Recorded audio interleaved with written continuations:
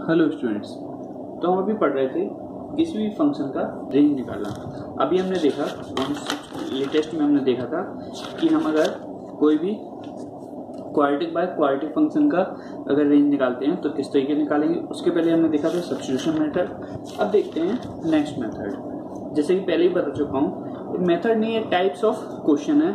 तो मेथड 7 में अब कौन सा टाइप ऑफ क्वेश्चन है, अगर मुझे a sin x plus b cos x type का क्वेश्चन दिया गया है, a sin x plus b cos x मुझे कहीं पे भी अगर फंक्शन दिखता है तो इसका रेंज कैसे निकालेंगे। तो a sin x plus b cos x की रेंज होती है, इसका रेंज क्या होता है,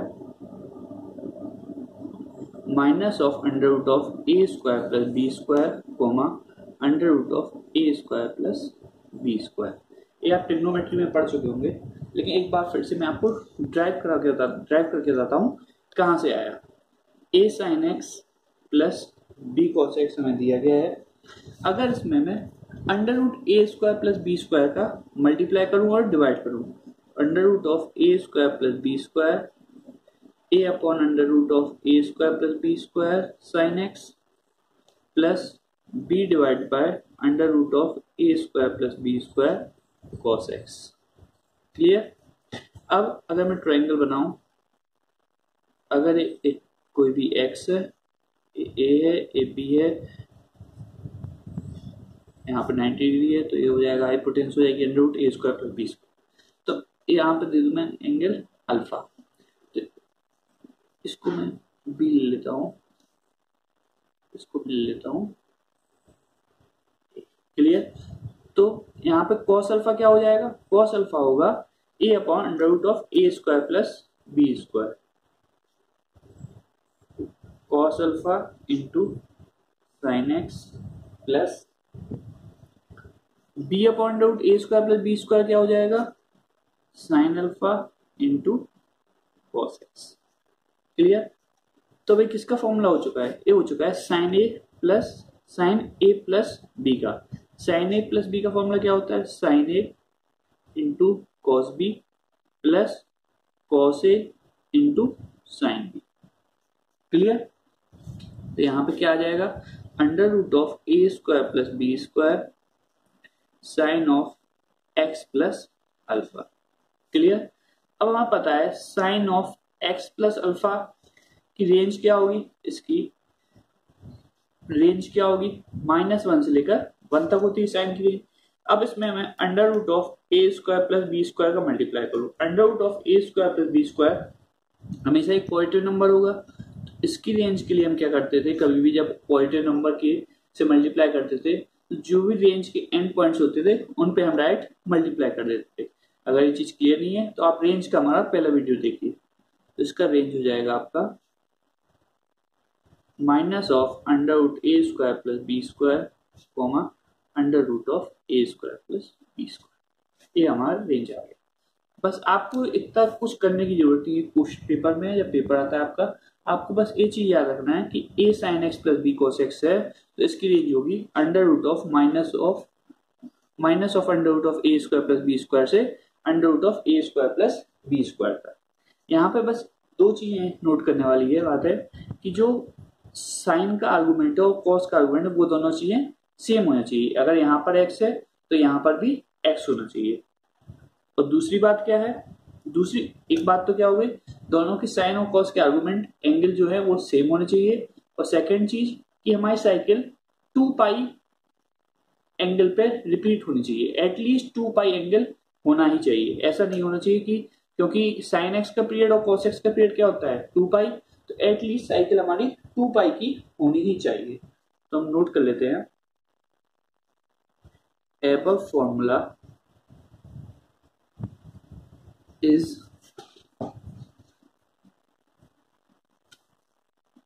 valid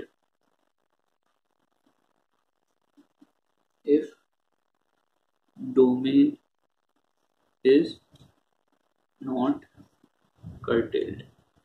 इसका मतलब कि डोमेन हमारा कर्टेल नहीं, मतलब x को हमने जो भी रियल नंबर की पूरी रेंज थी उस पे दे दिया गया है। ऐसा नहीं किया कि हमने x का डोमेन मान लिया 0 से लेकर π/2 या फिर 0 से लेकर 3π/2। हमने डोमेन को बिल्कुल भी छोटा नहीं किया, डोमेन से कोई भी छेड़छाड़ नहीं की है। Second point, to apply above argument of sin x and cos x should be same। जैसा मैंने आपको बताया कि sin x और sin का और cos का आर्गुमेंट क्या होना चाहिए, सेम होना चाहिए। अगर यहाँ पे x है तो यहाँ पे भी x ही होना चाहिए। अगर बाई चांस यहाँ पे मैं कहूँ यहाँ पे 2x है तो यहाँ पे भी क्या होना चाहिए, 2x ही होना चाहिए। तो मैं ये वाले फॉर्मूले अप्लाई कर सकता हूँ। And should occur at the length of 2π at least, क्योंकि इन दोनों का पीरियड क्या होता है, sin x का भी पीरियड होता है 2π और cos x का भी पीरियड क्या होता है 2π। तो इसको टोटल साइकिल कम से कम 2π की हमें फॉलो करनी चाहिए। क्लियर। क्वेश्चन लेते हैं। क्वेश्चन है पहला, फाइंड रेंज ऑफ, फर्स्ट है 8 sin x plus 7 cos x। तो 8 sin x plus 7 cos x की रेंज कैसे लिख देंगे हम, 8 sin x plus 7 cos x, direct formula लगाएंगे, under minus of under root of 8 square plus 7 square comma under root of 8 square plus 7 square belongs to minus 8 का square 64 plus 49 comma 64 plus 49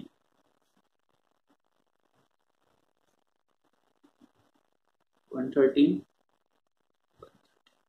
clear.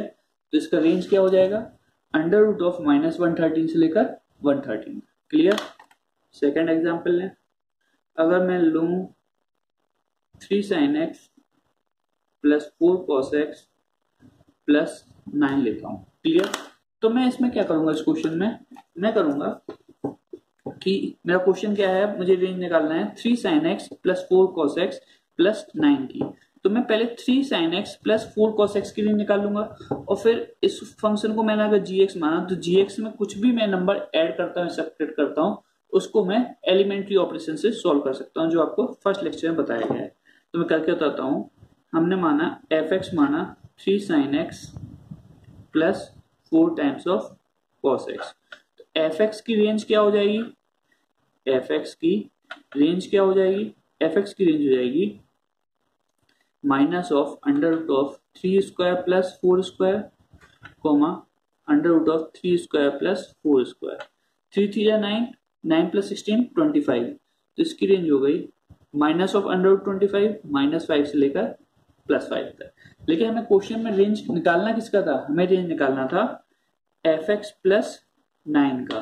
तो ये तो fx की range I है यहाँ पे minus 5 से लेकर 5 तक। हमें fx प्लस 9 की रेंज निकालना है, तो fx प्लस 9 की रेंज होगी माइनस 5 प्लस 9 कॉमा 5 प्लस 9। तो माइनस 5 प्लस 9 4, 5 प्लस 9 14, 4 से लेकर 14 है हमारा फाइनल आंसर। क्लियर। और करते हैं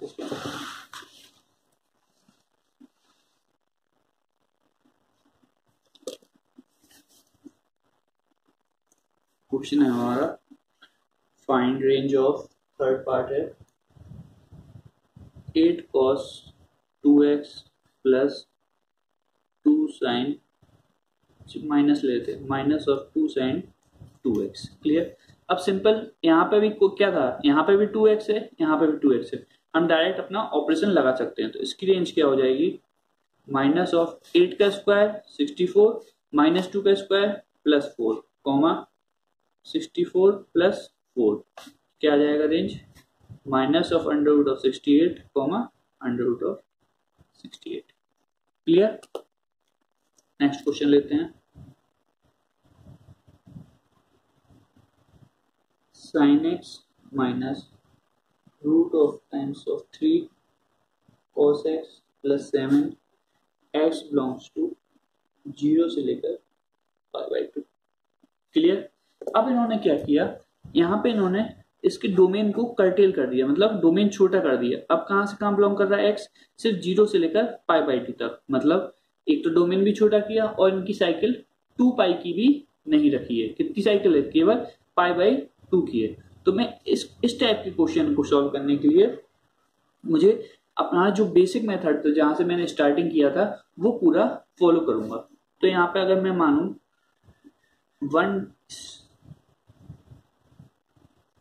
1 dot sign x minus √3 times of cos x plus 7 है, तो 1 स्क्वायर प्लस √3 का स्क्वायर कितना होगा 4 और under root of A square plus B square. अगर क्वेश्चन क्या होता a sine x plus b cos x होता तो equal to under root of 4 equal to 2 आया। मतलब कि मुझे 2 से मल्टीप्लाई करना है और 2 से डिवाइड। तो मेरा जो क्वेश्चन था वो हो जाएगा कन्वर्ट एफ एक्स मान लेते हैं equal to 2 times of sine x half आगे आ गया माइनस √3/2 कॉस एक्स प्लस का 7। क्लियर। अब हम हाफ को कैसे लिख सकते हैं, हाफ को हमें किसके टर्म में लिखना होगा, हाफ को हमें लिखना होगा कॉस के टर्म में। तो हाफ कब आता है, कॉस पाई बाई 3 पे कॉस 60 कितना होता है हाफ, √3/2 को किसके फॉर्म में लिखना पड़ेगा, साइन के फॉर्म में, क्योंकि यहाँ पे कौन सा फॉर्मूला बनाना है हमें, साइन ए माइनस बी का फॉर्मूला लगेगा। ए प्लस बी का क्यों नहीं बना पाएंगे, क्योंकि यहाँ पे माइनस साइन है। तो यहाँ पे साइन ए माइनस बी का फॉर्मूला होता है sine a dot cos b minus cos a dot sine b. तो यहाँ पे साइन ए पहले से था, अब क्या लाना था कॉस बी, तो कॉस पाई बाई 3 ले आए डॉट साइन एक्स माइनस, अब कॉस ए पहले से है साइन बी लाना है तो √3/2 पे sign pi by 3 dot cos x plus 7। Clear. तो ये हमारा फॉर्मूला बन चुका है 2 times of sine x minus pi by 3 plus 7। Clear. अब मैं क्या करूंगा, अब मुझे कहां से कहां एक्स कहां से बिलोंग कर रहा है, 0 से लेकर पाई बाई 2 तक। तो मैं इसका ग्राफ बनाऊंगा और इसका रेंज निकाल के बताऊंगा आपको। 2 times of sine x minus pi by 3 let y equal to 2 times of sine x minus pi by 3। 2 को यहाँ पे ले जाते हैं, y/2 equal to sine of x minus pi by 3। अब मैं इसे आपको इसका हमें ग्राफ ड्रॉ करना है, y/2 equal to 2 times y/2 equal to sine of x minus pi by 3 का ट्रांसफॉर्मेशन ऑफ ग्राफ से इसका ग्राफ ड्रॉ करूंगा। सबसे पहले y equal to sine x का ग्राफ ड्रॉ होगा,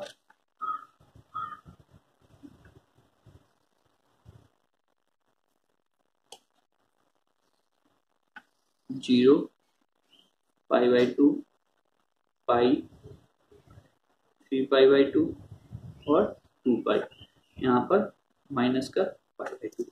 अब x को किससे रिप्लेस करना है, x माइनस पाई बाई 3 से।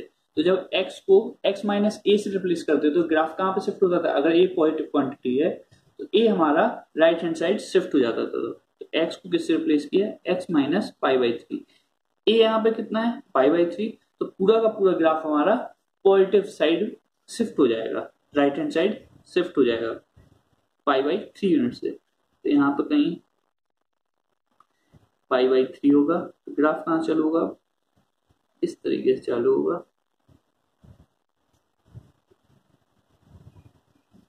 क्लियर। कि पाई बाई 3 यहाँ कहीं पाई बाई 2 होगा। पूरा ग्राफ हमारा कितना शिफ्ट हुआ है, पाई बाई 3 शिफ्ट हुआ है। तो ये वाला अब हाईएस्ट पीक कहाँ पहुंच जाएगी, अब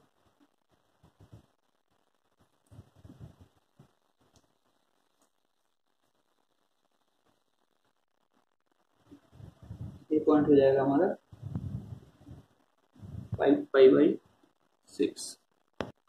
ये वाला पॉइंट 5 पाई बाई 6 कैसे हुआ, यहाँ पे हम कहाँ थे पाई बाई 2 पे थे यहाँ पर, अब ग्राफ कितना शिफ्ट हो गया पाई बाई 3 शिफ्ट हुआ है। तो पाई बाई 2 प्लस पाई बाई 3 कितना होगा 5 पाई बाई 6। तो जो चीज यहाँ पे भी पाई बाई 2 पे आ रही थी, अब ग्राफ को हमने पाई बाई 3 यूनिट शिफ्ट किया तो यहाँ पे क्या हो जाएगा 5 पाई बाई 6। क्लियर। यहाँ पे हाईएस्ट पॉइंट होगा, इसकी वैल्यू होगी 1। अब मुझे देखना है इस पॉइंट पे वैल्यू क्या आ रही होगी, क्लियर, और इस पॉइंट पर भी वैल्यू क्या होगी। यहाँ पे तो क्योंकि इसका मिनिमा कुछ यहाँ पर बन रहा होगा और नीचे साइड बन रहा होगा, क्लियर। इस पॉइंट पे मुझे वैल्यू निकालना है। अब अभी तो मेरा पूरा ग्राफ ड्रॉ हुआ नहीं है। ग्राफ ड्रॉ होने के लिए अब क्या करना है, y को y/2 से रिप्लेस करना है, y को y/2 से रिप्लेस करना है। तो जब हाफ से डिवाइड कर रहे हैं, मतलब कि हाफ से क्या किया हमने, डिवाइड किया, तो हमें y एक्सिस पे जो भी कितने भी कोऑर्डिनेट्स हैं उनको भी मुझे उनका भी मुझे क्या करना पड़ेगा। एक काम करते हैं, हम y को y/2 से रिप्लेस ना करके हम यहाँ पे जो हमने लिया था y equal to sine x minus पाई/3 से बनाते हैं, क्योंकि यहाँ से जब मैं 2 का मल्टीप्लाई करूंगा तो रेंज निकालने में वहां पे 2 से डायरेक्ट मैं मल्टीप्लाई कर दूंगा। तो मेरा ग्राफ बन चुका है, ये वाला एक ग्राफ मेरा बन चुका है y equal to sine of x minus पाई/3 का।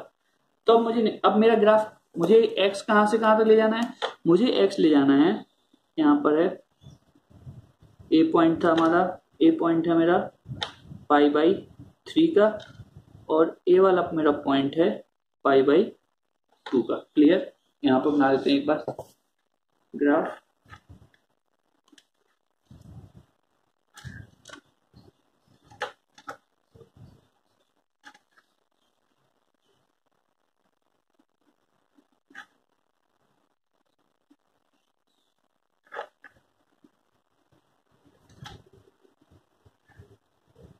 ये मेरा पाई/3 पॉइंट है, यहाँ पे कहीं पाई/2 होगा, यहाँ पे कहीं 5 पाई/6 होगा, क्लियर। तो मुझे निकालना है y एक्सिस पर ए वाला पॉइंट क्या है और यहाँ पर क्या पॉइंट आ रहा है, क्योंकि मेरा x कहां से कहां से आ सकता है, 0 से लेकर पाई/2 तक, सिर्फ इतना जाना है। तो मुझे कौन सी वैल्यू चाहिए, यही वाली वैल्यू चाहिए। तो मैंने देखा y equal when x equal to 0, तो y इक्वल टू क्या है, साइन x माइनस पाई/3, साइन माइनस पाई/3 कितना होता है, माइनस ऑफ साइन पाई/3, ये कितना होता है, माइनस ऑफ √3/2, क्लियर।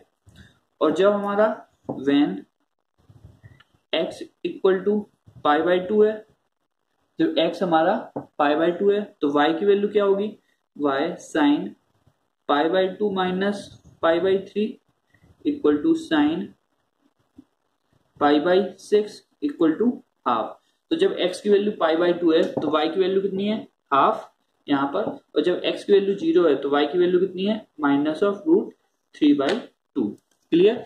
तो यहां से देखा मैंने, इस पोर्शन से मैंने देखा कि साइन x माइनस पाई/3 की रेंज क्या है, माइनस √3/2 से 1/2 तक।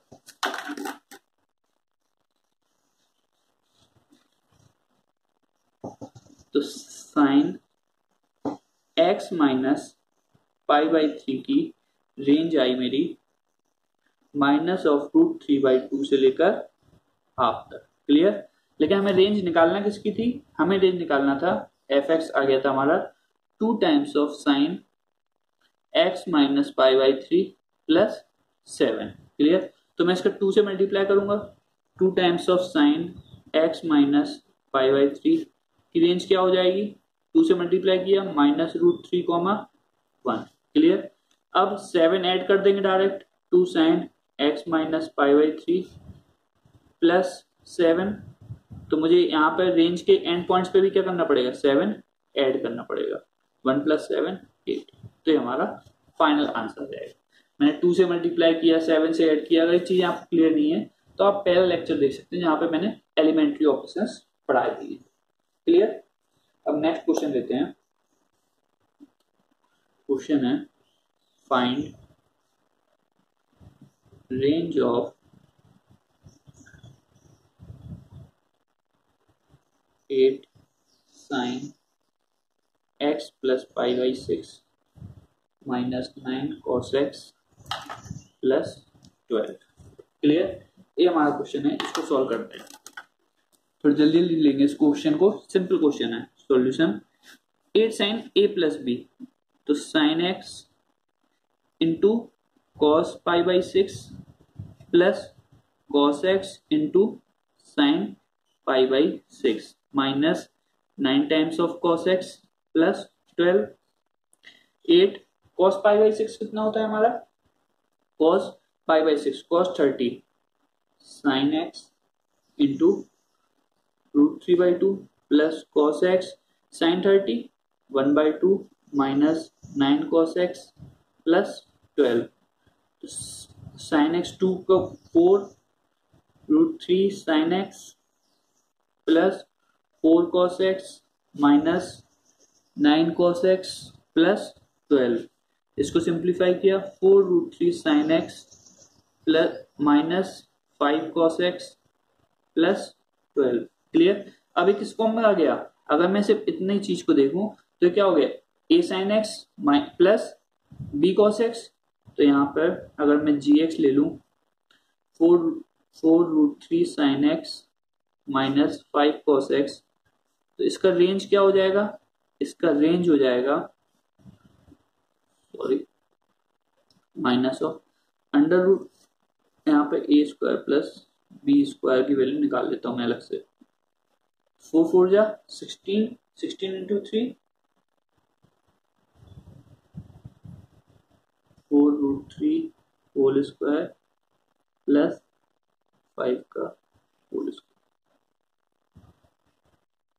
48 प्लस 25 73। तो इसका हो गया माइनस ऑफ √73 से लेकर √73। लेकिन हमें रेंज चाहिए किसकी है, माइनस ऑफ √73 से लेकर 73, लेकिन हमें रेंज किस चाहिए, gx प्लस 12 की रेंज चाहिए। तो इसकी रेंज हो जाएगी हमारी minus of √73 plus 12 comma 12 plus √73। यही हमारा फाइनल आंसर हो जाएगा। क्लियर। एक क्वेश्चन मैं आपको दे रहा हूं होमवर्क के लिए है, इसका मैं आंसर दे दूंगा, अगर आपको ना समझ में आए तो मुझे आप कमेंट सेक्शन या फिर व्हाट्सएप ग्रुप पे पूछ सकते हैं। cos 2x minus 8 sin x plus 20। Clear. इसका आंसर है 11 से लेकर 27। क्लियर। करना क्या है इसमें, cos 2x को आप चेंज करिएगा 1 minus 2 times of sine square x के फॉर्म में, फिर इसको होल स्क्वायर के फॉर्म में कन्वर्ट करिएगा, होल स्क्वायर के फॉर्म में कन्वर्ट करिएगा। क्लियर। एक बार स्क्वायर के फॉर्म में कन्वर्ट कर लेंगे तो साइन वाला जो भी वेरिएबल टर्म है वो पूरे के पूरा एक जगह आ जाएगा, तो वहां से क्वेश्चन सॉल्व करने में इजीली होगी। क्लियर। अब हम देखते हैं हमारा नेक्स्ट मेथड नंबर है 8 यूजिंग डेरिवेटिव।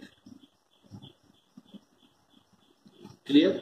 हम यहाँ पे इंक्रीजिंग और डिक्रीजिंग फंक्शन का कंसेप्ट यूज करेंगे किसी फंक्शन की रेंज निकालने पे। अभी आप लोगों ने एप्लीकेशन ऑफ डेरिवेटिव में आता है इंक्रीजिंग और डिक्रीजिंग फंक्शन, वहां पे आप अच्छे से पढ़ेंगे, लेकिन यहाँ पे आप मतलब रेंज निकालने के लिए थोड़ा सा मैं इंट्रोडक्शन दूंगा आपको कि डेरिवेटिव की हेल्प से हम इंक्रीजिंग फंक्शन और डिक्रीजिंग फंक्शन को कैसे समझें। सिर्फ उतना ही बताऊंगा जितना हमें अभी रेंज निकालने में हेल्प होती है, बाकी आपको इंक्रीजिंग और डिक्रीजिंग फंक्शन या मैक्सिमम मिनिमा पूरी चीजें आपको एप्लीकेशन ऑफ डेरिवेटिव में पढ़ा दिया जाएगा। क्लियर। तो नोट 1 पहला पॉइंट नोट करिए। पहला पॉइंट है if dy by dx is positive then function is increasing, then function is increasing at that point। Simple है। dy by dx अगर कोई भी हमारा फंक्शन होता है उसका हम dy by dx क्या होता है, फर्स्ट डेरिवेटिव।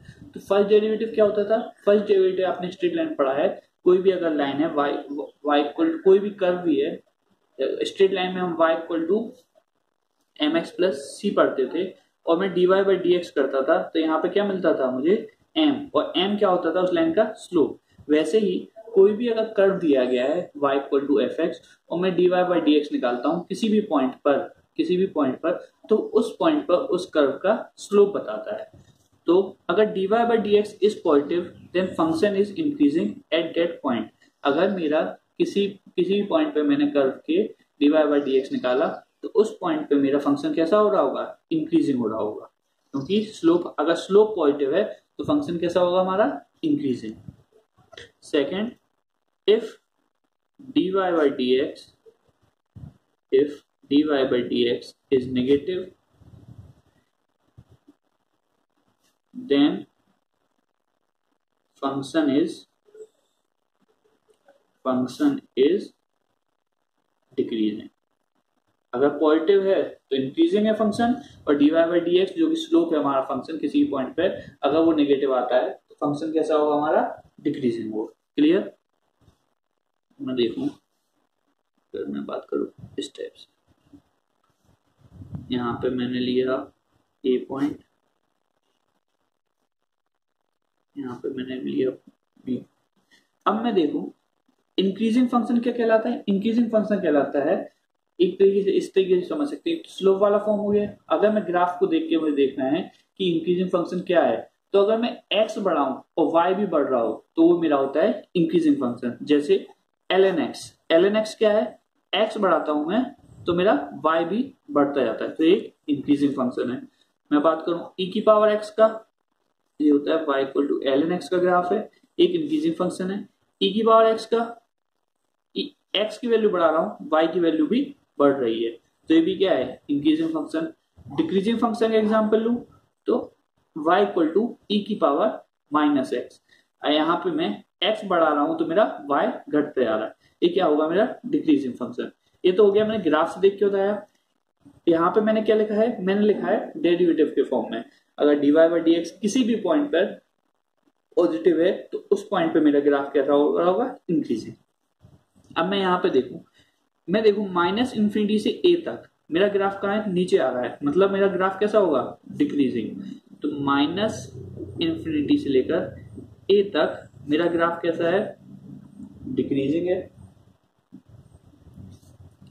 और a से लेकर b तक, फिर a से लेकर b तक मेरा ग्राफ कैसा है, इंक्रीजिंग है। और फिर b से लेकर इंफिनिटी तक, ग्राफ कैसा है, डिक्रीजिंग। क्लियर, ग्राफ कैसा है मेरा, डिक्रीजिंग। तो माइनस इंफिनिटी से लेकर ए तक ग्राफ हमारा डिक्रीजिंग है, तो यहाँ पे स्लोप कैसा आएगा, नेगेटिव। एफ डैश एक्स कैसा आएगा, लेस देन 0। इंक्रीजिंग है तो यहाँ पे ग्राफ का स्लोप कैसा आ रहा होगा, ग्रेटर देन 0। और डिक्रीजिंग है फिर से, तो ग्राफ का स्लोप कैसा आ रहा होगा, नेगेटिव। क्लियर। वैसे भी और भी देख सकते हैं आप, अगर मैं यहाँ पे कोई भी पॉइंट लूं, इस पॉइंट पे मैं टेंजेंट खींचूं तो इस प्रकार आता है, इस प्रकार लाइन खींचेगी। और हमें पता है कि कोई भी अगर लाइन होती है इस डायरेक्शन में, इसका स्लोप कैसा होता है, नेगेटिव। ये है नेगेटिव स्लोप की लाइन, नेगेटिव स्लोप की लाइन है। और अगर मैं इस लाइन की बात करूं तो ये लाइन कैसी है मेरी, पॉजिटिव स्लोप की है, क्योंकि यहाँ पे एंगल कितना बन रहा है, एंगल बन रहा है एक्यूट एंगल। और एक्यूट एंगल एक्स एक्सिस से एंटी क्लॉकवाइज डायरेक्शन में अगर मैं एंगल मेजर करूं और एक्यूट एंगल बनता है तो ये होता है स्लोप क्या आएगा, टेन थीटा मेरा क्या आएगा, पॉजिटिव। और यहां से मैं लूंगा इस लाइन पे एंगल तो वो है ऑब्ट्यूज एंगल। और टेन का सेकंड क्वाड्रेंट में कैसी वैल्यू आती है, नेगेटिव। और टेन थीटा क्या बताता है, स्लोप। तो वहीं से टेन थीटा भी स्लोप है, dy बाई डी एक्स भी क्या है मेरा, स्लोप है। क्लियर, ये सब चीजें स्लोप को डिनोट करती हैं। ये चीज आपने स्ट्रेट लाइन में पढ़ी होगी, ये अभी आप एप्लीकेशन ऑफ डेरिवेटिव पढ़ेंगे। क्लियर। तो मैंने देखा कि माइनस इंफिनिटी से लेकर a तक मेरा कैसा है स्लोप, मेरा फंक्शन कैसा है, डिक्रीजिंग है। तो एफ डैश एक्स कैसा होगा, लेस देन 0। मैंने टेंजेंट भी ड्रॉ करके बताया आपको, उसका एंगल कितना बन रहा है, ऑब्ट्यूज एंगल बन रहा है, मतलब सेकंड क्वाड्रेंट में है। सेकंड क्वाड्रेंट में टेन हमारा नेगेटिव होता है। ए से लेकर बी तक, यहाँ पर मैं कोई सा भी पॉइंट लूं, ए पॉइंट लिया, इस पे मैं टेंजेंट खींचूं, यहाँ पे एंगल कैसा बन रहा है, एक्यूट। यहाँ पे मैं पॉइंट लूं, इस पे एंगल खींच, टेंजेंट खींचूं, इस पे भी एंगल कैसा बन रहा है, एक्यूट। एक्यूट मतलब एंगल हमारा 0 से लेकर 90 डिग्री तक होगा, और 0 से 90 डिग्री में टेन हमारा क्या होता है, पॉजिटिव। क्लियर। अब बात करते हैं हम थर्ड पॉइंट की। अब मान लीजिए कोई भी वहां फंक्शन है, अगर इस प्रकार से वहां फंक्शन है, मतलब इंक्रीजिंग फंक्शन है, फंक्शन कैसा है, इंक्रीजिंग है, और हमारा कंटिन्यूअस है, मतलब कहीं पर भी ब्रेक नहीं है। तो मैं लू, अगर ए लू मैं वाई एक्सिस, ए लू मैं एक्स एक्सिस। क्लियर। और यहाँ पे लू ए पॉइंट, यहाँ पे लू मैं बी पॉइंट। अगर मेरा कोई भी फंक्शन ए से लेकर बी तक इंक्रीजिंग है, कहीं पे भी डिक्रीज नहीं हो रहा है, ए से लेकर बी तक इंक्रीजिंग है, और मेरा फंक्शन क्या है, कंटिन्यूअस है, तो ये वाई एक्सिस पे कितनी वैल्यू कवर करेगा, यही वाई होगी। अगर मैं कहूं एक कर्व है y equal to f x का, तो इस पॉइंट पे वैल्यू क्या हो रही होगी, एफ ए, इस पॉइंट पे वैल्यू क्या हो रही होगी इसकी, एफ बी। तो वाई एक्सिस पे कितनी वैल्यू कवर करेगा, यही वैल्यू कवर करेगा। क्लियर। तो जो वाई एक्सिस पे वैल्यू कवर्ड होती थी वो हमारी क्या होती थी, वो होती थी हमारी रेंज, और जो एक्स एक्सिस पे वैल्यू कवर्ड करेगा वो होगी हमारी डोमेन। क्लियर। तो मैं इसको लैंग्वेज में कैसे लिख सकता हूं, if y equal to f x is increasing function, is increasing function and continuous, function को कैसा होना चाहिए, कंटिन्यूअस भी होना चाहिए, and continuous in domain x belongs to a से b, then its range is कहां से कहां होगा, एफ ए से लेकर एफ बी तक, एफ ए से लेकर एफ बी तक। क्लियर।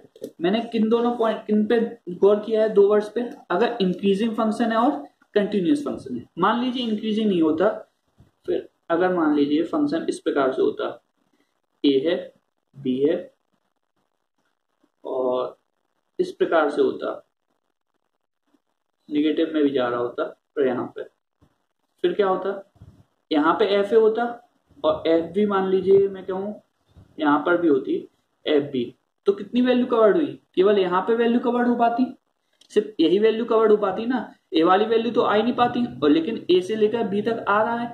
तो मैंने क्या बोला, फंक्शन कैसा होना चाहिए हमारा, इंक्रीजिंग, कहीं पे भी डिक्रीज नहीं होना चाहिए, फंक्शन हमेशा कैसा, सिर्फ बढ़ते रहना चाहिए, इंक्रीज होते रहना चाहिए। और सेकंड क्या बात करी, कंटिन्यूअस फंक्शन, कंटिन्यूअस फंक्शन क्या होना चाहिए, कंटिन्यूअस फंक्शन के लिए वाला ग्राफ देखिए आप, अगर मैं कहूं मेरा ए से लेकर बी तक है, अगर मैं कहूं यहां से लेकर यहां तक गया, फिर ओपन इंटरवल, और यहां से लेकर यहां तक आया। क्लियर। यहां पे क्लोज्ड है। अब इस वैल्यू पे मान लीजिए 5 वैल्यू, और मैंने एफ ए से लेकर एफ बी तक सारी वैल्यू रेंज में डाल दी, लेकिन 5 तो कभी वैल्यू हुई नहीं वाई की, 5 तो वैल्यू हुई ही नहीं। तो अगर मुझे लिखना है किसी फंक्शन की रेंज क्या है, एफ ए से लेकर एफ बी तक, तो फंक्शन हमारा कैसा होना चाहिए, कंटिन्यूअस। यहाँ पर तो डिसकंटिन्यूअस हो गया, क्योंकि इस पॉइंट पे हमारा वाई की वैल्यू कुछ मिल ही नहीं रही है, यहाँ पे क्या लगा है, ओपन इंटरवल, तो यहाँ पर तो मेरा फंक्शन कैसा हो गया, डिसकंटिन्यूअस। तो एफ ए से लेकर एफ बी माइनस, फिर मुझे क्या करना पड़ेगा, 5। तो इससे मैं प्रॉपर तरीके से आंसर नहीं बता सकता हूं। तो अगर मेरा y equal to f x एक इंक्रीजिंग फंक्शन है और कंटिन्यूअस फंक्शन है, किस डोमेन में, x बिलोंग्स टू a से लेकर b तक, तभी मैं कह सकता हूं कि मेरी रेंज क्या होगी, f a comma f b तक। क्लियर। सिमिलर मैनर में इसी बेस पे एक और रिजल्ट निकाल सकता हूं मैं, जो फोर्थ पॉइंट है, if y equal to f x is a decreasing function, is a decreasing function in domain a से लेकर b, then its range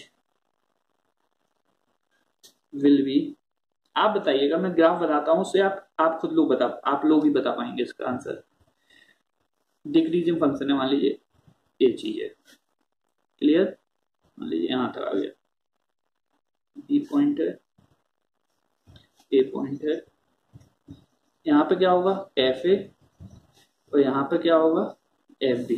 तो इस फंक्शन की रेंज क्या होगी, अगर डोमेन ए से बी तक है तो वाई एक्सिस पे क्या कवर्ड हुआ है, यही वैल्यूज कवर्ड हुई हैं, तो रेंज क्या होगी इसकी एफ बी से लेकर एफ ए तक, क्योंकि हमेशा पहला पॉइंट कौन सा होता है जो सबसे छोटा हो, दोनों में छोटा कौन सा है एफ बी, तो इसकी रेंज क्या हो जाएगी एफ बी से लेकर एफ तक। कब, जब हमारा फंक्शन कैसा होगा डिक्रीजिंग, और डिक्रीजिंग फंक्शन के लिए क्या होना चाहिए F dash x should be less than 0। एक इसके लिए है डिक्रीजिंग फंक्शन के लिए। क्लियर, क्वेश्चन करते हैं चीजें और क्लियर होंगी। क्वेश्चन है हमारा find range of f x equal to e की power x plus ln x in 1 से लेकर e तक। मुझे डोमेन क्या दे दिया गया है 1 से लेकर e तक का मुझे डोमेन दिया गया है, और मेरा फंक्शन क्या है f x equal to e की power x plus ln x, f x equal to e की power x plus ln x। मैं इसको डेरिवेटिव निकाल करता हूं, एफ डैश एक्स इसको मैंने एक बार डिफरेंशिएट किया, e की पावर x का डिफरेंशिएशन होता है e की पावर x ही होता है, और ln x का डिफरेंशिएशन होता है 1 अपॉन x। क्लियर, e की power x plus 1 upon x। अब मैं यहां पे देखूं e की पावर x का डायग्राम ग्राफ बनाता हूं, e की पावर x का ग्राफ इस प्रकार होगा। क्लियर, तो e की पावर x तो हमेशा पॉजिटिव है, ऑलवेज पॉजिटिव, और 1/x किस पे डिपेंड करेगा x पे, x हमें दिया गया है 1 से लेकर e तक, तो 1 से लेकर e तक में हमारा x अगर पॉजिटिव है तो पूरा क्वांटिटी भी क्या होगा मेरा पॉजिटिव भी होगा, ये भी क्या निकलने वाला है पॉजिटिव। तो f डैश x मेरा क्या आ गया ग्रेटर देन 0। अगर f dash x greater than 0 है तो मेरा फंक्शन कैसा हो गया इंक्रीजिंग, फंक्शन कैसा हो गया इंक्रीजिंग, तो मेरी रेंज क्या हो जाएगी, रेंज हो जाएगी एफ ए से लेकर एफ बी तक, मतलब एफ ए क्या था एफ ऑफ 1 से लेकर एफ ऑफ ई तक। क्लियर, एफ एक्स था हमारा ई की power x plus ln x, F one क्या हो जाएगा ई की पावर 1 प्लस ln 1, मतलब e plus 0 equal to e. F of e क्या हो जाएगा e की power e plus ln e, और ln e कितना होता है 1, मतलब e की पावर e प्लस 1। तो हमारा रेंज आ गया e से लेकर e की पावर e प्लस 1 तक। क्लियर, यही हमारा आंसर हो जाएगा। ये हमने बताया फंक्शन अगर हमारा इंक्रीजिंग है। नेक्स्ट क्वेश्चन लेते हैं सेकंड।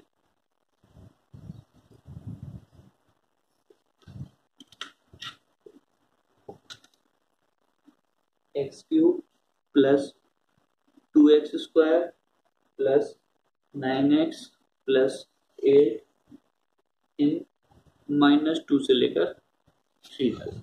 हमें कहां से देखना है -2 से लेकर 3 तक में देखना है हमारा फंक्शन कैसा है, इसका रेंज निकालना है हमें। तो अगर मैं मान लूं इसको एफ एक्स मान लेता हूं, सबसे पहले मैं एफ डैश एक्स निकालता हूं फर्स्ट डेरिवेटिव, तो एक्स क्यूब का 3x square plus 2x square का 4x plus 9, f dash x आ गया मेरा एक क्वाड्रेटिक एक्सप्रेशन आ गया। एफ डैश एक्स का मुझे साइन चेक करना है पॉजिटिव है या फिर नेगेटिव, तो क्वाड्रेटिक एक्सप्रेशन का साइन चेक करने के लिए सबसे इजी मेथड होता है उसका ग्राफ बना लो। तो 3x square plus 4x plus 9, इसके लिए a क्या है, a है 3 which is greater than 0, b क्या है डिस्क्रिमिनेंट कैसे निकालेंगे b स्क्वायर माइनस 4ac, 3 3 जा 9 माइनस 4 4 जा 9 4 जा 4 इंटू 4 इंटू 9, तो ये पार्ट क्या आएगा मेरा नेगेटिव आएगा, ये पार्ट कैसा आएगा मेरा नेगेटिव, मतलब रूट्स कैसे हो गए इमेजिनरी। a ग्रेटर देन 0 है, रूट्स कैसे हैं इमेजिनरी, तो मेरा पैराबोला कैसा बनेगा अपवर्ड बनेगा और x एक्सिस को कभी नहीं काटेगा, x एक्सिस को मेरा कभी नहीं काटेगा। इसका मतलब कैसा हो गया कि हमारा जो f, ये किसका ग्राफ है f डैश x का, ये ग्राफ किसका है f डैश x, तो इसका मतलब कि एफ डैश एक्स जो मेरा है वो हमेशा 0 से बड़ा होगा। तो F dash x is greater than 0 for all x. F dash x क्या है मेरा, 0 से बड़ा है सभी एक्स के लिए। इसका मतलब एफ डैश एक्स क्या है, एक इंक्रीजिंग फंक्शन हो गया। एफ डैश एक्स क्या हो गया, इंक्रीजिंग फंक्शन हो गया। अब इंक्रीजिंग फंक्शन है तो एफ एक्स की रेंज क्या हो जाएगी, एफ एक्स की रेंज होगी f a comma f b, f of -2 comma f of 3। तो एफ ऑफ -2 अलग से निकाल लीजिएगा आप यहाँ पे, एफ ऑफ 3 भी अलग से निकाल लीजिएगा। क्लियर। इसका आंसर मैं आपको बता देता हूँ। यहाँ पे आएगा -10 और यहाँ पे आएगा 80। इसकी रेंज हो जाएगी -10 से लेकर 80। क्लियर, ये आपका आंसर हो जाएगा।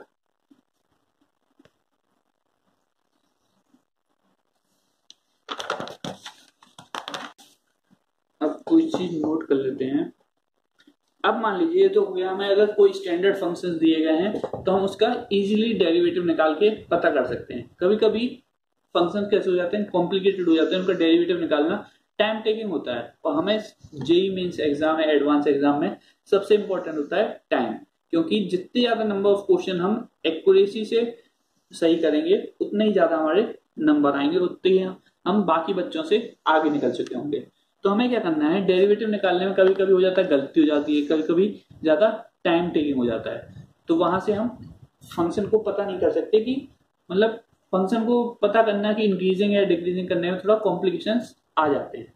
तो मैं बताऊंगा, अगर दो फंक्शंस दिए, दो या दो से ज्यादा फंक्शंस दिए गए हैं और हमें पता है पर्टिकुलर दो अलग अलग फंक्शन दिए, जैसे एफ एक्स दिया गया है और जी एक्स दिया गया है, इनके बीच में कुछ ऑपरेशंस लग रहे हैं और मुझे अब पता करना है कि जो मेरा एक एच एक्स होगा फंक्शन टोटल, वो मेरा कैसा होगा, इंक्रीजिंग होगा डिक्रीजिंग होगा, बिना डेराइव मतलब बिना उनका डेरिवेटिव निकाले। सिर्फ मुझे एफ एक्स का पता होना चाहिए और जी एक्स का। तो कभी कभी क्या होता है, स्टैंडर्ड जो फंक्शंस आते हैं उनको सॉल्व करने में इजीली होते हैं। तो मैं इंक्रीजिंग फंक्शन को इस तरीके से नोट करूंगा और डिक्रीजिंग फंक्शन को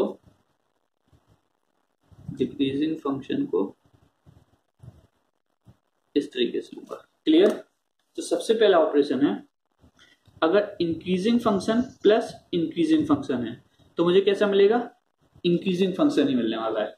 अगर कोई भी दो इंक्रीजिंग फंक्शन को मैं ऐड करता हूं तो मुझे फाइनल रिजल्ट क्या मिलेगा, इंक्रीजिंग फंक्शन ही मिलने वाला है। जैसे एग्जांपल, फर्स्ट e की power x plus ln x। e की पावर x भी क्या था, एक इंक्रीजिंग फंक्शन था और ln x भी क्या था, एक इंक्रीजिंग फंक्शन था। तो दोनों को ऐड किया था, भी लास्ट क्वेश्चन देखा तो इंक्रीजिंग फंक्शन ही आया था। अगर मैं decreasing function plus decreasing function करूं तब मुझे क्या मिलेगा, डिक्रीजिंग फंक्शन ही। Increasing plus increasing increasing, decreasing plus decreasing decreasing. Third, negative of increasing function क्या होगा, ये होगा हमारा decreasing function. Fourth, negative of decreasing function क्या होगा, ये होगा increasing. Negative of increasing decreasing और negative of decreasing increasing function. Clear. अब इंक्रीजिंग माइनस डिक्रीजिंग, ये क्या होगा, अब इंक्रीजिंग माइनस डिक्रीजिंग, तो माइनस डिक्रीजिंग किस में बदल जाएगा, increasing plus increasing, increasing plus increasing क्या होता है, इंक्रीजिंग। क्लियर। सेम अगर मैं कहूं डिक्रीजिंग माइनस इंक्रीजिंग, तो यहां पे क्या होगा, डिक्रीजिंग माइनस इंक्रीजिंग का प्लस डिक्रीजिंग, यहां पे डिक्रीजिंग। क्लियर। नेक्स्ट देखूं, अगर हम मैं बात करूं इंक्रीजिंग प्लस डिक्रीजिंग, अब इंक्रीजिंग प्लस डिक्रीजिंग क्या हो जाएगा, ये हो जाएगा इंक्रीजिंग माइनस इंक्रीजिंग। और ऐसी चीज अगर इंक्रीजिंग माइनस इंक्रीजिंग है या फिर इंक्रीजिंग प्लस डिक्रीजिंग है तो इन चीजों का हम पता नहीं कर सकते। इंक्रीजिंग प्लस डिक्रीजिंग का कैन नॉट बी डिटरमाइंड, मतलब इन शॉर्टकट से पता नहीं कर सकते हम। वैसे अगर हम डेरिवेटिव निकालें तो उसके साइन से हम पता कर सकते हैं। तो इंक्रीजिंग प्लस डिक्रीजिंग का हम पता नहीं कर सकते। सिमिलरली इंक्रीजिंग माइनस इंक्रीजिंग का भी can not be determine. Decreasing minus decreasing का भी पता नहीं कर सकते, वो तो सेम कंसेप्ट लगेगा यहाँ पे। और अगर मान लीजिए मल्टीप्लाई हो रहा है कोई भी दो फंक्शन एफ एक्स इंटू जी एक्स हो गए,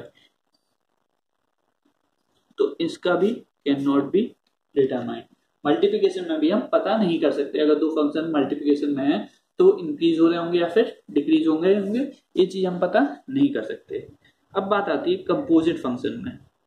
अगर एफ ऑफ जी एक्स है और एक फंक्शन अगर इंक्रीजिंग है और दूसरा फंक्शन कैसे हमारा डिक्रीजिंग है, तो हम कैसे करेंगे? कंपोजिट फंक्शन हम कैसे नोट करते हैं? F of g x. तो उसी तरीके से मैं लिखूंगा, अगर increasing function of increasing function है तो ये कैसा आएगा? इंक्रीजिंग ही आने वाला है फर्स्ट। डिक्रीजिंग ऑफ डिक्रीजिंग आया होगा तो ये डिक्रीजिंग आने वाला है, सॉरी इंक्रीजिंग ऑफ इंक्रीजिंग भी इंक्रीजिंग आने वाला है, तो डिक्रीजिंग ऑफ डिक्रीजिंग भी इंक्रीजिंग आने वाला है। अगर अंदर जैसा फंक्शन है वैसा ही बाहर फंक्शन है, अब वो इंक्रीजिंग हो या डिक्रीजिंग हो उससे मतलब नहीं है, जैसा अंदर है वैसा ही बाहर है, तो फंक्शन कैसा होगा मेरा? इंक्रीजिंग होगा। और बाहर अलग फंक्शन है अंदर अलग फंक्शन है, तो मेरा फंक्शन कैसे होंगे? फिर होंगे मेरे फंक्शन डिक्रीजिंग। क्लियर? नोट करिएगा यहाँ पे अच्छे से। अगर कंपोजिट फंक्शन में बाहर और अंदर वाला फंक्शन दोनों सेम है, चाहे वो इंक्रीजिंग हो या डिक्रीजिंग हो, दोनों अगर सेम है तो मुझे इंक्रीजिंग फंक्शन मिलने वाला है। और बाहर और अंदर अलग अलग फंक्शन है, एक इंक्रीजिंग है एक डिक्रीजिंग है, तो मुझे कैसे मिलने वाला है? डिक्रीजिंग फंक्शन मिलने वाले हैं। क्लियर? ये दोनों होंगे हमारे डिक्रीजिंग और ये होंगे हमारे इंक्रीजिंग। क्लियर? क्वेश्चन लेते हैं। क्वेश्चन है हमारा find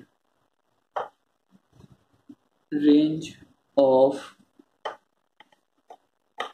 F x equal to sine inverse x plus e की पावर एक्स। अब देखिए साइन इनवर्स एक्स को आप डिफरेंशिएट करेंगे, -1 upon under root of -1 minus x square आएगा, तो इसका डिफरेंशिएशन थोड़ा कॉम्प्लिकेशन में आ जाता है। मतलब टाइम जैसे आपको अगर याद है तो आप तुरंत के तुरंत कर देंगे, वरना एक तो वो डिफरेंशिएट करके हम उसका निकालें कि फंक्शन हमारा इंक्रीजिंग या डिक्रीजिंग है, या फिर हम डायरेक्ट अब यहां से देखें। अगर हमें साइन इनवर्स एक्स का अपने दिमाग में ग्राफ थोड़ा भी याद है तो इस प्रकार से होता है, इस प्रकार से हमारा साइन इनवर्स एक्स का ग्राफ बनता है। क्लियर? तो अगर मैं इसकी बात करूं, देखिए इंक्रीजिंग फंक्शन है तो sine inverse x increasing function, e की पावर एक्स इंक्रीजिंग फंक्शन, तो हमारा एफ एक्स भी क्या हो जाएगा? एफ एक्स मेरा हो जाएगा इंक्रीजिंग फंक्शन। क्लियर? अब साइन यहां पे कुछ इसका दिया तो गया नहीं था कि हमारा क्या किस डोमेन में निकालना है, तो मुझे sine inverse x plus e की पावर एक्स का डोमेन भी निकालना होगा। तो domain of sine inverse x plus e की पावर एक्स, तो साइन इनवर्स एक्स का डोमेन क्या होता है? -1 से लेकर 1। ई की पावर एक्स का डोमेन क्या होता है? Real number. अब जब आपको डोमेन पढ़ाया गया था तब मैंने बताया था domain of f plus domain of g कैसे निकालेंगे? Domain of f intersection domain of g. अगर f domain of f plus g function है तो उसका डोमेन कैसे निकालेंगे? Domain of f intersection domain of g. तो इन दोनों का इंटरसेक्शन करें तो यहां से डोमेन क्या आएगा? -1 से लेकर 1। तो मेरा एफ एक्स का डोमेन क्या आया? सबसे पहले तो डोमेन क्या आया? -1 से लेकर, तो हम देख रहे थे हमारा डोमेन ऑफ फंक्शन क्या आया था? -1 से लेकर 1 तक। तो हमने देखा एफ एक्स हमारा क्या हो गया? एक इंक्रीजिंग फंक्शन हो गया है। एफ एक्स हमारा क्या है? Increasing function. तो हमारा रेंज क्या होगा? -1 से लेकर 1 तक। क्लियर? अब हम देखते हैं एफ एक्स हमारा क्या है? एफ एक्स है साइन इनवर्स एक्स से लेकर प्लस ई की power x, sine inverse x plus e की पावर एक्स। और हमारा रेंज क्या आ चुका है? रेंज आ चुका है एफ -1 से लेकर 1 तक। तो हमें एफ ऑफ -1 कैलकुलेट करना पड़ेगा। एफ ऑफ -1 क्या होगा? Sine inverse of -1 plus e की पावर -1। साइन इनवर्स -1 क्या होगा, -π/2 प्लस e⁻−1 इक्वल टू -π/2 से लेकर +1/e। और f ऑफ 1 क्या होगा, sine inverse of 1 plus e⁻1, तो π/2 plus e।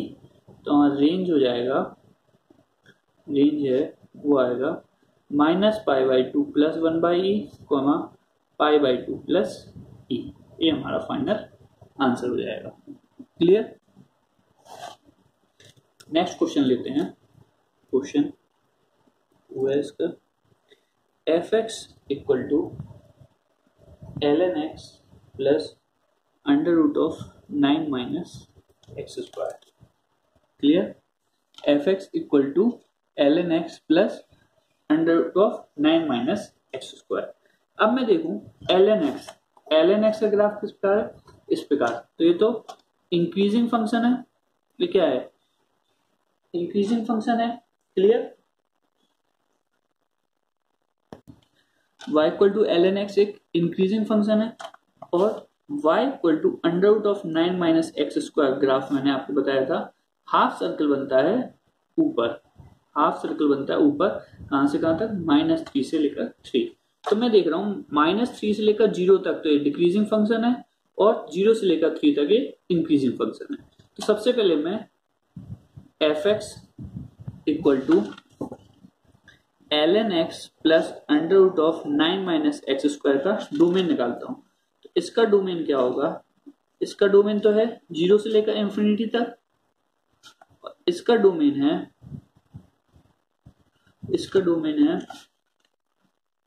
√9 minus x square का डोमेन होता है -3 से लेकर 3 तक।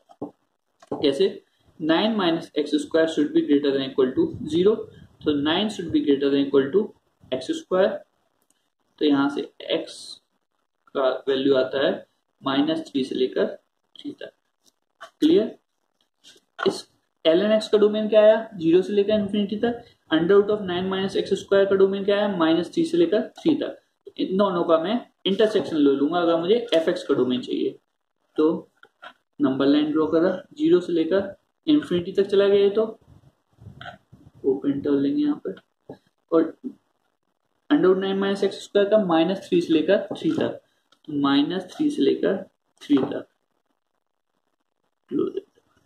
क्लियर। तो इंटरसेक्शन क्या आया, ये वाला पॉइंट इंटरसेक्शन है।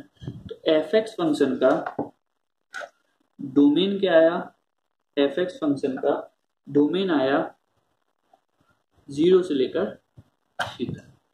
क्लियर। बात थी अभी रेंज निकालने की, तो हमने अभी सबसे पहले इस फंक्शन का डोमेन निकाला। अब मैं इस क्वेश्चन को आगे फर्दर प्रोसीड करता हूं। तो मेरा f(x) था ln x plus √9 minus x square. तो इसका डोमेन आ चुका है, डोमेन ऑफ फंक्शन कितना है, 0 से लेकर 3 तक। क्लियर। ln x का ग्राफ सबको पता है ऐसा होता है, और 0 से लेकर 3 तक। अभी √9 माइनस एक्स स्क्वायर का ग्राफ ये था -3 से लेकर 3 तक, लेकिन अब हमें कितना लेना है, 0 से लेकर 3 तक लेना है, मतलब ए वाला ग्राफ सिर्फ कंसीडर करना है। तो यहां से मैंने एक ग्राफ इसको कंसीडर किया 0 से लेकर 3 तक। क्लियर। एक ग्राफ मैंने इसको कंसीडर किया। यहाँ पे शायद क्वेश्चन गलत लिख दिया मैंने, ए ln x माइनस है यहाँ पे। क्लियर। यहाँ पर क्या है, माइनस, यहाँ पर भी नेगेटिव निशान है। तो मैं देखूं एक ऐसा फंक्शन है, एक इंक्रीजिंग फंक्शन है, और यहाँ पे क्या है, डिक्रीजिंग फंक्शन है। 0 से 3 के बीच में एक ऐसा है, यहाँ कहीं 3 होगा, एक ऐसा इंक्रीजिंग फंक्शन है, एक ऐसा है डिक्रीजिंग। मतलब increasing f(x) equal to ln x minus √9 minus x square. तो एक ऐसा इंक्रीजिंग माइनस डिक्रीजिंग। तो f(x) मेरा कैसा होगा, increasing, negative of decreasing, increasing, increasing plus increasing, increasing function. तो मेरा जो f(x) है वो क्या हो गया, इंक्रीजिंग फंक्शन हो गया। अगर f(x) इंक्रीजिंग फंक्शन है तो f(x) की रेंज कैसे लिख सकता हूं मैं, एफ एक्स की रेंज लिख सकता हूं मैं एफ ऑफ 0 से लेकर एफ ऑफ 3 तक। क्लियर? एफ ऑफ 0 से लेकर एफ ऑफ 3 तक। तो एफ ऑफ 3 क्या होगा? ln3 plus under root of -9 of 3 का स्क्वायर, तो ये तो 0 हो जाएगा ln3। क्लियर? अब एफ ऑफ 0 निकालना है। एफ ऑफ 0 के लिए मैं देखूं तो मेरा ln x जो है वो 0 पे डिफाइंड नहीं है, तो यहाँ पे क्या लगेगी? लिमिट लगेगी। यहाँ पे क्या लगेगा? लिमिट, क्योंकि x इक्वल टू 0 पे डिफाइंड नहीं है, मतलब x कहाँ पे जा रहा है? 0 की तरफ जा रहा है। तो ln x plus under root 9 minus x square तो डिफाइंड है, तो इसको डायरेक्ट लग दिया है under root of 9 minus x square. Limit x tends to, जब x 0 की तरफ जा रहा है तो ln x कहाँ पे जा रहा है? ln, अगर मैं इस ग्राफ को देखूं तो x जैसे जैसे 0 की तरफ जा रहा है, 0 की तरफ पहुंच नहीं रहा है। लिमिट का मतलब होता है x की वैल्यू किसको अप्रोच कर रही है और वहां फंक्शन किसकी तरफ जा रहा है। तो मैं देखूं जैसे जैसे x 0 की तरफ जा रहा है तो ग्राफ मेरा कहाँ जा रहा है? माइनस इन्फिनिटी की ओर। ग्राफ मेरा कहाँ जा रहा है? Minus infinity. लिमिट में कभी वैल्यू हमें अप्रोक्सीमेटली नहीं मिलती, मैं कहूँ कि -3 की ओर जा रहा है, मतलब लिमिट कोई भी चीज होगी तो एक वैल्यू आती है। वैसे ही यहाँ पे बात की जाए तो यहाँ पे जब x 0 की तरफ जा रहा है मेरा फंक्शन इन्फिनिटी की ओर जा रहा है, तो मेरा यहाँ पे इसकी लिमिट की वैल्यू क्या हो जाएगी? माइनस इन्फिनिटी, क्योंकि कहाँ नीचे की तरफ जा रहा है। तो minus infinity plus x square, x की वैल्यू क्या है? 0, तो यहाँ पे under root 9 3 minus infinity plus 3, ये भी कहाँ जाएगा? Minus infinity. तो एफ ऑफ 0 क्या आ गया? Minus infinity. एफ ऑफ 3 क्या आया? ln3। तो मेरा फंक्शन का जो रेंज है, रेंज क्या हो जाएगा?